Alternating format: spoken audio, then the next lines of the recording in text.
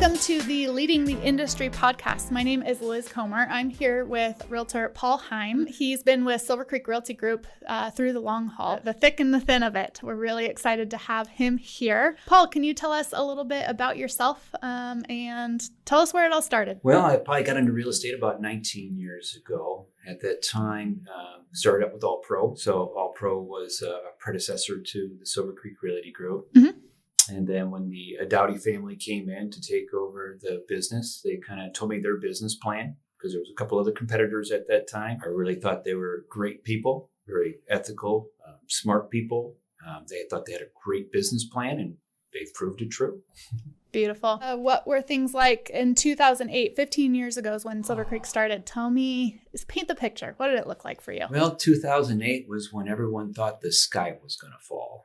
Mm-hmm. So it was what you would call the dismal years of real estate. Mm-hmm. I actually built my business during that period and doubled myself pretty much every year as we went through it. It was very difficult.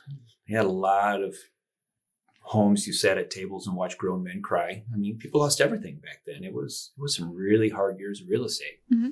And you had to sell 2 or 3 times as much to make as much money because, everything was, you're doing 60, 50 grand short sales sometimes. So it was a lot of work and it was really hard. And I learned a lot. So basically, when I got into real estate, it was, around the 2005-ish.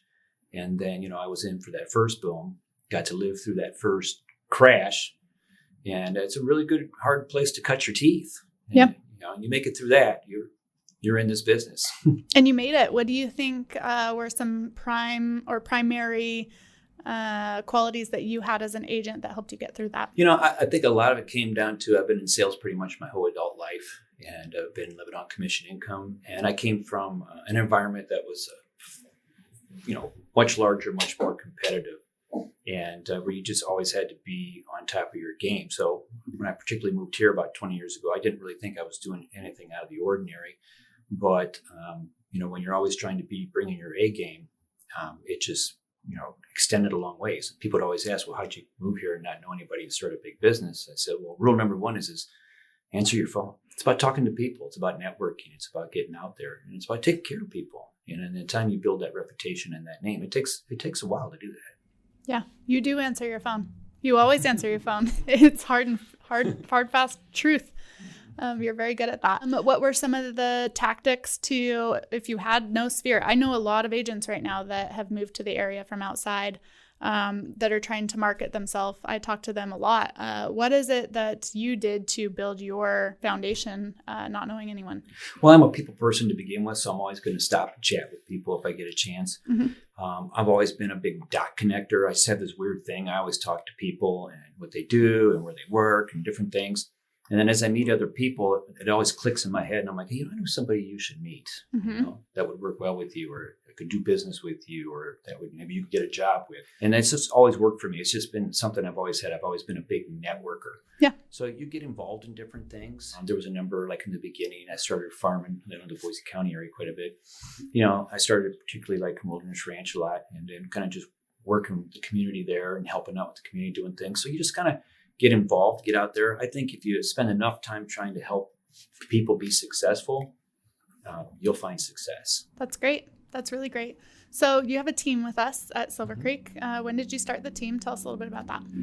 I think it was 2010 is when I first started doing a team. Mm-hmm. So I just kind of ended up through those 8, 9, 10 years. I started out grow myself, and you get to a certain point. There's only so many hours in a day. You just physically can't manage it all and maintain a level of quality that you want to give your clients. Right. So at that point, you had to start to learn to leverage. So mm-hmm. Kristen Cole was actually my first admin I ever hired. That's phenomenal. That's really great. Yeah, it's come a long ways. We talked to Kristen a little bit today about the then and now also. I can't believe it's been 15 years of Silvercreek and all the growth that has happened, but the fundamental truths of our brokerage and our agents have stayed basically the same. So in that, what are some things that are the same with Silvercreek and with you as an agent? I'd say it's the core basics of and their ethics. The way they run the company, I think, is very good, very fair. And they always try to make it equitable for everybody in the aspect that if they decide to make a change for one person, it's not like a behind the curtain kind of thing. They're like, okay, if we do this, then it's for everybody. Yeah. So they try to be very fair across the board. I always felt like it was kind of like family when you're in Silvercreek. If you come here and no one really tells you, how to run your business, but they're there to help you if you knock on their door. Mm-hmm.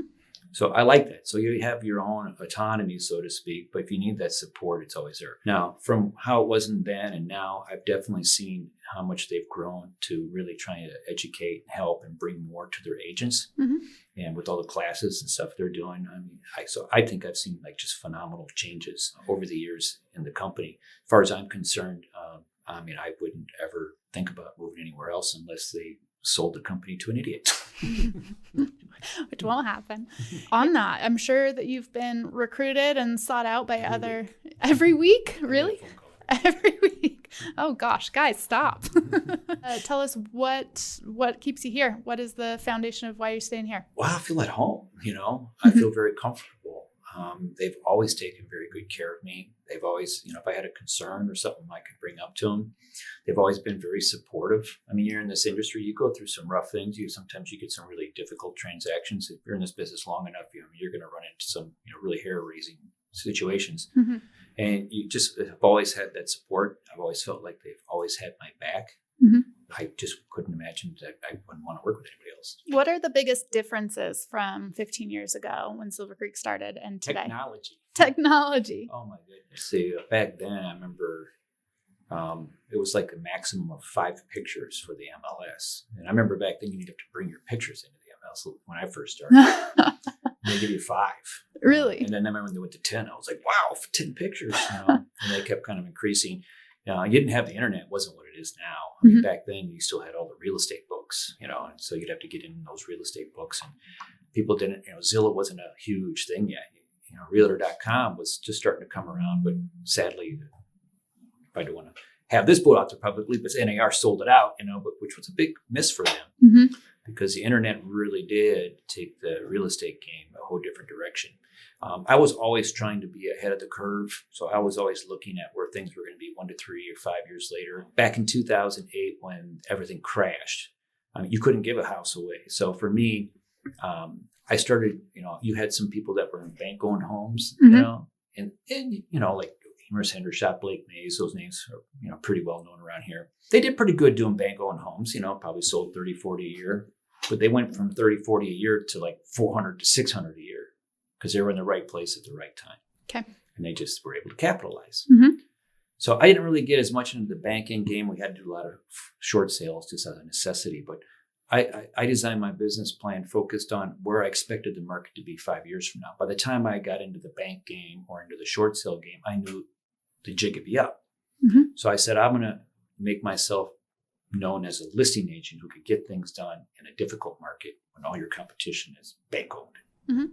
dropping their shorts, right? So, and that's what I did. So I had a long-term goal. So I spent all of like 2008 teaching myself search engine optimization, web development. So I used to do all of that. Now a lot of that's changed, and it's not as easy to get ranked up on, SEO and the websites anymore. They're just right. The competition's too fierce, and you have to have ungodly amounts of money. Yeah. So, but you have to kind of be cutting edge. So I was always looking what's coming first, what's coming next. So any new technology was coming out, I was like looking into it. I was getting involved in it. And I think that was a big help to me. Based on that, 3 to 5 years from now, hot seat, we won't hold you to it. So these predictions are not final. But what do you see for us in the real estate industry in the next 3 to 5 years? I think that we're going to see some revolutionary changes that at this time we can't even think about or fathom or comprehend. Okay. I kind of heard a guy put it 2 ways. A lot of companies play games on a finite, whether it's a win or lose, detailed, like if you do a baseball game, it's got a set of rules and get 9 innings. But then there's what's called an infinite, where you stay in the game and long term. And I think people who think more infinite wise to be in the game, because you're going to have ups, you're going to have downs, you're going to have changes. I think there's going to be a lot of changes that we haven't even contemplated yet. I know everyone's always trying to automate real estate, and every time we get a hot market, we see everyone come in and try to automate it. I don't really foresee that really being able to happen. I mean, we all know that a real estate transaction is not listing a house and advertising it. It's getting into the closing table. And there's always 1,001 things that can go wrong. So you need that experienced agent who has that capability of finding the ways through all these little fires that pop up along the way. I think that, we're going to see this next generation of millennials. They're going to grow. They're going to want to be able to get into homes, and the next generation after that. So I still think we're going to have a robust market. We're going to get some shakeups, over the next 12 to 18 months. We'll kind of see where things are going to go. I don't really know. No one really does. But there is still potential that things could get shaky in real estate. But that's cyclical. Life kind of happens that way. And that's where you had to have that fine, infinite ideal that you need to stay in the game. Because, when you get to bad times, if you stay strong and you hold out and you plan appropriately, you'll be there for the good times. Yeah. They come back around too. But I definitely think technologically, we're going to see things take place that at this point we never even dreamt of. Some creative advances. Yeah. That's very exciting for me and where I'm sitting, because I love that stuff. And I think that Silver Creek loves to stay on the forefront of those things and welcomes those technological changes and advancements. So I'm excited to see what it is. I think you're right. I think that there's a corner to be turned somewhere, especially with the creative technology that we already have on the table. It's only going to get cooler. Some will get exciting. Some will irritate you. Oh, it's going to, well, yeah. The movement's always upset a little bit, right? There's always somebody trying to cut you out. So, yeah. But you're right. You're going to be in this business long term. You're going to need to really have a much more of a very long outlook on where you're going to be. I think your business plans, especially for a company like Silver Creek, everybody should have a 5-year business plan minimum where they expect their business to be 5 years from now. But when you get into a larger company like Silver Creek, I'm sure, they got 5, 10, 15, 20-year outlooks, and you really have to have that. And then you have to reevaluate on a regular basis because, like you say, there are going to be new technologies. I mean, I was just reading an article today, 12 years ago today, people were laughing at people buying Bitcoin for $7. I laughed. I remember. I'd never buy that junk. If I would have bought 10 coins of Bitcoin, I mean, back then at $7, it's like, 26,000 now. So like I say, we're going to see changes take place in currency, probably changes take place on how things are sold, how everything is marketed. I mean, just even what you saw Carvana try to do, so it's going to be interesting. It'll be a fun ride. Yeah. Talk about what Carvana is trying to do. What they did for a while when they came in and said, you go into a car dealer haggling, you just came up to like a big vending machine and you bought a car. Yeah. I mean, who would ever thought you'd see that one day, right? I heard you're talking about Bitcoin. I heard a recent concept that they're going to use the blockchain as a title. Oh, I could see that. Right? Doesn't that kind of check out? Yeah, it would check out. Would definitely make it a lot more secure too. Yeah, that's fantastic. It's really exciting to have people in our industry, agents like you and leaders like you, who have enough experience to know that, well, yes, we keep our fundamental truths of real estate, our integrity and our experience in the industry. Those hold true, but you also have to look ahead. And that's what makes an ideal agent, right? You bring up a really interesting point that I always try to teach is that you have principles and then you have laws and you have rules. With laws, everyone's always trying to look for a loophole. Same way with rules. But with principles, there is no loophole. So if you have fundamental principles that you always try to stand by, times change, people don't. But if you stand by fundamental principles, they call them principles for a reason. Because I don't care if you're 1,000 years ago or 1,000 years from now, a principle will always remain the same. So if you're running your business and with certain fundamental principles of ethics, morals, of taking care of people, and like I say, having planning and thinking creatively, then I think you can do very well in this or any business. But you got to keep those fundamentals. You have to. That's great. Okay, so we've talked about the things that have stayed the same, the principles of Silver Creek, the differences from then and now. Silver Creek has grown immensely. Yes, you've been there and you've seen it grow. Have you felt it? Have you felt the growth in your space? You mean where I felt like it was crowding me out? Mm-hmm. No. Okay. I'm very proud of the whole Dowdy family who started. And I was very happy to see their success, and I see them grow. I mean, when I see them grow, it's part of me growing. You know what I mean? So that's kind of how I view it. So I've been very happy to see them do as well as they have, and I hope they do much better. I hope one day there's Silver Creek realty offices across the United States. Oh, me too. If you bring that up to Aaron, he's like, we draw a line around Idaho. The rest of us are itching to grow farther. There's a lot to it. We have looked at that. When you look at those 20-year plans, what does that look like? It's very complicated. So one step at a time. I think they've really focused, like I say, on taking care of us as individuals. I've never, ever felt like I wasn't important, or because a lot of times, and I've ran bigger teams, and you see bigger teams, and sometimes you start to feel like, you're just kind of in the corner or something. But no, I've never felt that here. Their doors always seem to be open. That's great. I don't know how Krista does it, but I don't know how she does it either. She's good, but I give it to her. Yeah, she's so good. Krista Deacon is someone I aspire to be in her level demeanor in any situation. Yes. You can't rile her. Yes. And you can throw some heavy stuff at her, and she's just calm, cool, and collected, always thoughtful. Mm-hmm. Yeah, you can't really shake her. She's phenomenal. Always. Yes. Yeah, she's got it down. The knowledge is there. The just her whole demeanor is. Yes, it's the demeanor is the key. Mm-hmm. She's always like cool, calm, and collective. Yeah, so. It's pretty awesome. Yeah, you're that way too. I've never seen you riled before. Does that happen? You know what? I think by nature, I'm probably not a person. I mean, I think we've all had moments where we've had that straw on camel's back. You know what I mean? Oh yeah. But for the most part, no. I usually I play the piano to relax my mind. You know what I mean? Yeah, I do. Getting excited doesn't do a lot for you. It just generally usually makes you make irrational decisions or speech. The statistics of agents coming and going in our industry, more have come and gone than have come and stayed. An agent like you, coming up on 20 years in the industry and 15 years with Silvercreek Realty Group, you have a lot of wisdom. You have a lot of experience. Most agents in the industry right now are 5 years or less. So they've seen a very different market in the beginning of their careers than what we're dealing with now. So they started here, and maybe we're in a slower time of their 5-year experience. What would your advice to that agent be? I kind of teach this too in a class, and I always ask people what they do beforehand, because if you worked in a factory your whole life, you have 3 jobs to learn. You have to learn sales and negotiating. You have to learn to be an entrepreneur, and then you have to learn all the ins and outs of real estate. So it's like 3 businesses. Now, if someone tells me they've been in sales and owned a business before, they got 2 out of 3 out of the way. It's probably going to be easier for them to be successful in real estate. So it's like building a house. You need to make sure you're capable of finishing it. So if you're going to go into real estate, I would say look at where you're at and what you need to do. You need to work harder on yourself than you do on your job. You are your own corporation. So you're Liz Incorporated, I'm Paul Incorporated. And until you realize that, all you ever do is make other people money. So you need to figure out what you are. And if a corporation is going to grow, it has to grow in value. And what is your value? It's what you bring to the table. So it's the best job in the world, because every day you need to get up, and your job is to make yourself better value to your clients, better value to the public. So you need to stop and say, okay, if I'm going to get into this business, what do I need to learn?